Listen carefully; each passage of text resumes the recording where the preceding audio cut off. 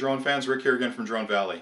I'm here today with another clip in our Food for Thought series, and this one's going to focus on 5 simple rules for responsible droning. These are concepts that we practice every time we go out to put a drone up.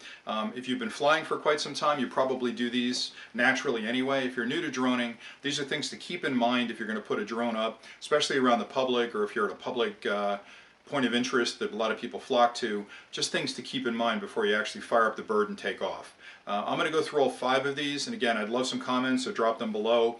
If you have strong opinions against or for these things, please, fill in the blanks below and we'll have some conversations about it. But these are things that we've, over the years, really have started to make an actual practice every time we go out. So let me go through them. The first one is about the gear. Check your gear. I can't stress this strongly enough. How many times I've had people send me messages and say, we had a crash with the drone, and after they looked at it, there were things that they should have checked before they took off that they didn't, and that inevitably leads to trouble with drones. So what I would suggest you do, and we do this as a regular practice, before we put the drone up, you want to check the simple things. Make sure that the battery's fully charged. You didn't grab the wrong battery and thought you had a fully charged one and it's only a semi-charged one. Make sure the battery is fully seated inside the drone. That's something a lot of people miss. The Phantoms in particular have a really tight clip on the top end of that battery, and if you don't really slide it in there tight and make sure that it's in, it could be just far enough out that when you take off and start doing a bank, that thing could slide out. You can imagine what happens to a drone if you lose power suddenly. It's going to come right down out of the sky. The other thing is the propellers. Make sure that you inspect the propellers. Make sure that there are no nicks or dings on the propellers, because a lot of drones will take off just fine and then start flying wonky once they get up there if there's a nick in one of the propellers. You can also get debris in the propellers. It's something else I've talked about in other videos. It may not even be intentional. You may just land it in tall grass and pick up some sap from the top of the blades of grass. Could be you've hit bugs while you're up there, you don't know that, and if you go up and come down and go up again without inspecting them, you might have trouble on that second flight. You also want to make sure that the blades themselves are fully seated on the actual motors. You can do this a couple of different ways. I make it a regular practice that when I bring a drone down, or even before I put it up the first time, I grab the top of the motors and make sure on the P3 that it's nice and tight. I unseat and reseat the blades on the P4 between every flight just to make sure that they're seated fully as well. These sound like simple things, but again, it takes a couple of seconds to do it, and it's going to guarantee that you're not going to have problems with your drone based on some simple thing you forgot to check. Another thing I like to make sure of is that I have a strong GPS signal and I've got a good grouping of satellites that I can see. The more satellites the better, obviously, because you've got redundancy, but I definitely check to make sure that I've got a strong signal to the bird. I also make sure that I've got a strong GPS coordinate nailed from my home position. I've had a few occasions where I've flown too far or I've flown near interference and I've had issues where I had to return to home. I'd like to know that it's going to land somewhere near where it took off. So having that return to home set is a really important thing. So again, it sounds like a simple thing, but check and then recheck your gear, because once you put that drone up and it's up a couple hundred feet in the air, maybe a quarter of a mile away from you, it's a terrible thing to lose connection to the drone, or worse, see that drone falling out of the sky. It's just it's a horrible situation. We've been lucky enough where we haven't had that happen, but I have friends that have had that happen, and it's devastating. You've had a couple $1,000s worth of hardware up in the sky, and because you missed something simple, it's no longer in the sky. It's on its way down.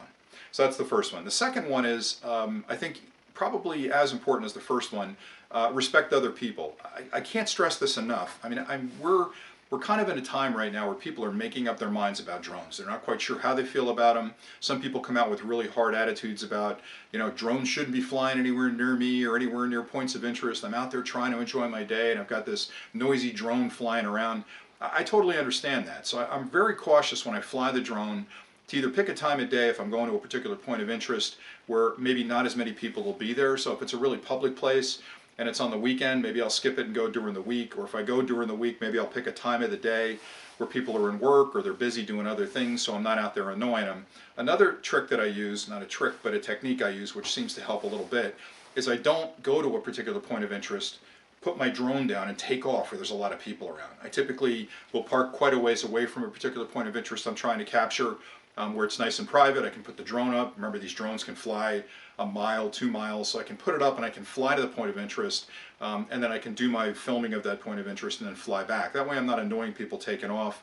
Also, people, I'm the same, would tend to freak out if you've got this drone going up where there are kids around or pets around. It's just an annoyance they shouldn't have to deal with. I know that it's kind of cool because a lot of people haven't seen a drone fly, so it is kind of neat to sort of fire it up where people are around in case they're curious about it. But I would recommend, be courteous to those people. It's to me, it's no different than somebody pulling into an area with a loud car stereo blasting or playing music really loud. I mean, people are all there to enjoy the day, right? As much as you are, and you want to get that perfect shot. So what I typically do again is I park pretty far away from a particular location I'm trying to shoot, put the drone up, I go up a minimum of 100 feet, so I'm well above everybody's head, fly over, and if I have to dip down to get better pictures, I'll do that, you know, with courtesy. I'll dip down, take my pictures, pull back up, and then fly back and land where I took off. So just bear in mind that, especially at these public points of interest where a lot of people are walking around trying to take pictures, trying to enjoy the day, just be courteous. I mean, the drone, we get used to the noise of the drone, but people that aren't familiar with it, it can be very unsettling to see this thing fly in, you know, make a lot of noise. So that's just the second part. The next part is know your limits. This is something that is tricky because when you first start flying, it seems very easy to put a drone up, look at the controls, and fly it where you want to go. But there's so many other factors up there that you may not consider. Things like wind conditions. You know, you're flying in an area, you're supposed to keep it line of sight. We all keep it line of sight. But if it does drift away from your line of sight, be careful about when you fly to spin the drone around and make sure that when you're flying, not only what's in front of you, but what may be either side of you could take you down. I've had a lot of friends that have sort of flown where they thought they were above a group of trees, only to find out that there's another group of trees alongside that are 30 feet taller and took the drone down. So really know your limits. I would practice all the time on low flights local. Like, you can find an empty field someplace, just do what you can to get out there and spend as much time flying the drone, especially line of sight. If you can get a field that's wide open where you can see it for 100 yards, 150 yards, that's the best thing you can do, is try to fly a couple of times a week, get very, very comfortable with banking and turning, you know, landing and taking off, all the basics that you need out there, because the more you fly it, the more competent you'll get and the more comfortable you'll be with the particular drone. So many people get the drone, you know, rookie pilots get the drone and then immediately want to fly the thing 3 miles away and swoop down and get good pictures and stuff. Really respect the drone. I mean, it's an amazing piece of technology, but practice, because the more you practice, the more competent you'll get with it, and the safer the whole thing will be. Plus, not to mention that, you know, it's a danger to the public if you're flying near them, but more importantly, maybe not more importantly, but as importantly, your drone's an expensive toy. So if you're flying this thing and you fly it, you go beyond your limits, you could crash it, and then it could be a couple $1,000s worth of damage. So just know your limits when you're out there. This next one kind of goes hand in hand with that, and it's fly safely. One thing I like to do when I'm doing a shoot is I definitely have a second person with me as a spotter, and we'll also, before we fly it, we'll walk the area we're going to fly. So before I put a drone up and actually head for a point of interest, we'll spend a few minutes walking to that point of interest and looking around to make sure we can identify typically the tallest thing in the area, whether that be a power line or it be a set of trees or it be a side of a mountain, things like that. Just so in our minds we've got a lay of the land, we've got an idea what the landscape looks like, and then typically I'll have that person, that spotter, with me or in that point of interest, and maybe we'll have a walkie-talkie going or we'll have the cell phones on, so that if I'm flying into a particular area, they can watch the drone, they can spot for me in that area, and they can also let me know if something's changed. Maybe conditions have changed in that area and it got windier or something. They can tell from the tops of the trees that the wind's picking up. So fly as safely as you can. I don't typically fly much under 100 feet unless I get close to a particular landscape that I want to take a picture of. So I'll stay 100, 150 feet up just to get myself in the area, sometimes 200 feet or better up to get myself in the area, then bring it down to actually do the filming for it. When I'm done, I'll elevate back up to that height and then I'll fly back at that height. I know that that's safe because I'm well above any trees or power lines or anything. Again, you want to be very, very careful on both the outbound and the inbound flight. So just fly safely out there. Then the last one, which some of you are going to find probably offensive, but I'm going to call it "Don't be a nincompoop."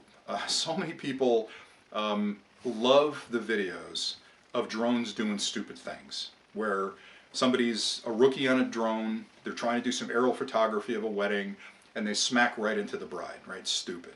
Or they're flying near something, they'll hit a building, or they'll be downtown where they shouldn't be flying, and skim along the top and hit a light pole or something and come down. And somehow on YouTube, those videos generate hundreds of thousands of hits, and I guess they're kind of interesting and they're kind of funny in some respects, but as a responsible drone owner, that's not good for me, because the more people that do those kind of nincompoop moves, the more that gets exaggerated when laws are being put together.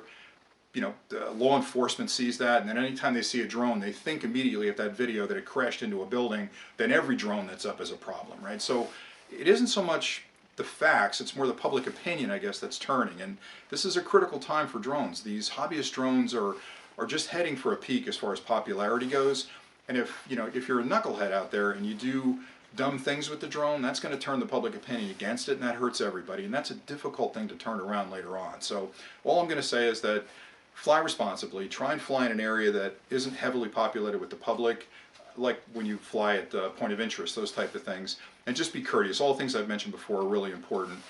You got to have fun with it, right? So I'm not saying you shouldn't have fun and you shouldn't go where you want to go, but just be a little bit careful about how you do it, and just, for heaven's sake, don't do stupid things with the drone, because it's just going to hurt all of us in the long run. So those are the 5 simple rules that we tend to follow. I'm sure there's 50 others that you guys use as well, and again, please comment below and let me know. We appreciate it if you subscribe to the channel as well. We've got a ton more videos coming, and reviews, and point of interest videos that we've shot and things like that. Hopefully you find this helpful. If you do, we'll continue to make them. So thanks very much for watching. We'll see you soon.